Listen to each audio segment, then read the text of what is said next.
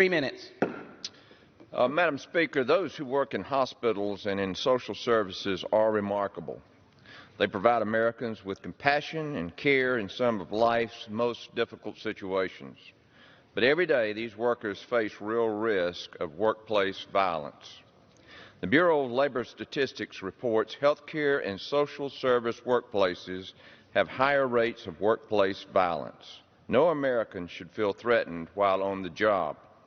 That's why the Occupational Safety and Health Administration, or OSHA, has recently taken steps to work with stakeholders and industry partners to analyze the issue on how best to protect these workers. But H.R. 1309 threatens this collaborative work and denies OSHA the ability to respond to feedback from the public and stakeholders. As a small business owner, I know that top-down mandates simply do not work. The bottom-up approach is the tried and true method. Gather input from all impacted before creating a new policy. This bill also lacks the research needed to identify and prevent workplace violence in these settings.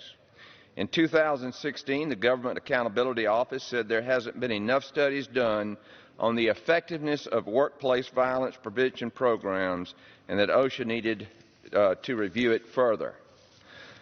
So then why do some of my colleagues think that it's better than the industry, worker representatives in the scientific community and the public?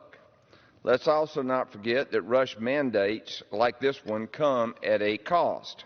The Congressional Budget Office estimates the cost to private entities will be at least $1.8 billion in the first 2 years that the rush OSHA rule is in effect, and $750 million annually after that.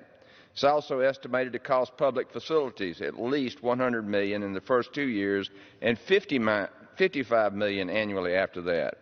When I'm back home in my district and talk to health care providers, the last thing they want is another costly government mandate from Washington. So let's not put the cart before the horse here.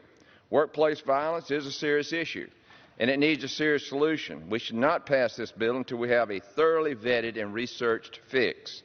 So let OSHA do their job to develop an effective solution by working with the very people that we're trying to help. I urge my colleagues to oppose this bill. Thank you, and I yield back.